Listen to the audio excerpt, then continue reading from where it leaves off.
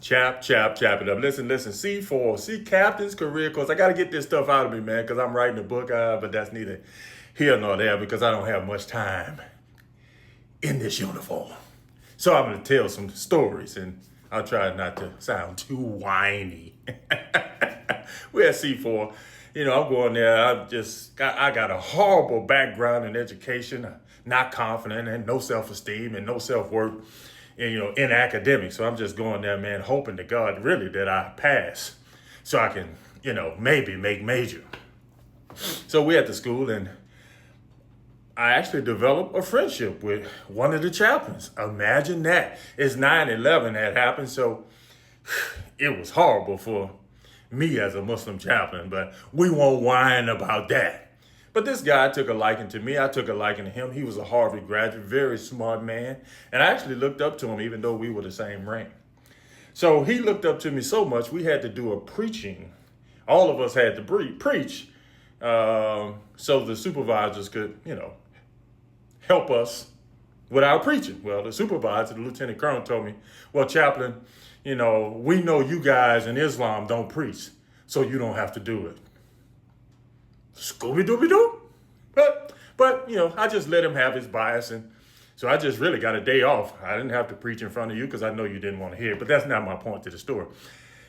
The person that I gained a friendship with thought it was wrong, so he went to bat for me. And when I say he went to bat for me, he challenged this lieutenant colonel. The lieutenant colonel, pulled rank on him, so he had to back down. So he said, Shabazz, this is what we're going to do. When I preach, I want you to read a scripture from the Old Testament. I said, what? What? Boy, you trying to get us killed? Listen, I just want to make major so I can retire so me and my family can go back to Alexandria so I can be a basketball coach. He said, I need you to do this for me. I know you really don't care, but I need you to do this for me. Well, I did it. And boy, I tell you, it was like Armageddon in that mother father. People were pissed. The lieutenant colonel was pissed. And so, of course, they had a talk. Well, here's the point of the story. Amazingly, by some miracle, I did very well in the course. And I probably was going to be on the commandant's list or whoever is the top guy. I don't even know it because I had never even dreamed about it. Right? So my grades were up to par so I could get the list. It would all be dependent on the PT test. Now, we know, excuse my arrogance, I'm a monster. At that time, I was off the scales. And when I say off the scales, I mean I was a 365 PT score on a bad day. Well, they decided not to count the PT test and just count the grades.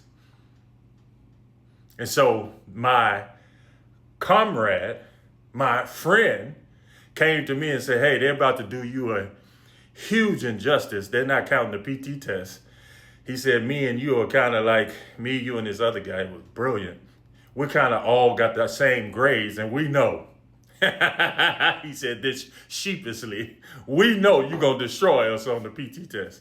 But they have taken the PT test away so you won't be honor grad, commandant's list, or whatever it is. And I say, my dear friend, I don't care. He said, no, man, you should fight for yourself. I say, my dear friend, I don't care. I said, I'm playing the long game. I'm trying to retire.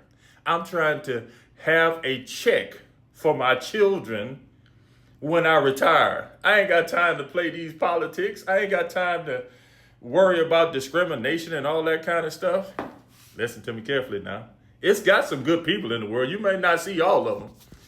But this guy, listen, man, go back and check the records. I love this man.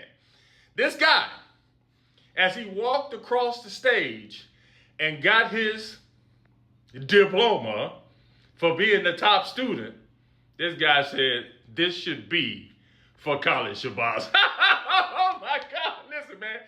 I started sweating because I didn't want that heat. I didn't want no smoke. I'm just trying to retire, brother. Don't put that light on me. Right? At that time, I say, man, I just was in my seat crying like a baby. But let me tell you something, man. Sometimes Most times.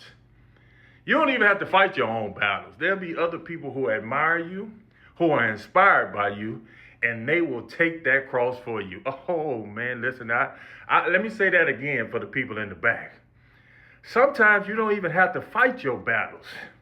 There are some people in this world who admire you and are inspired by you, and they will take up that cross for you. I love this man. I honor this man.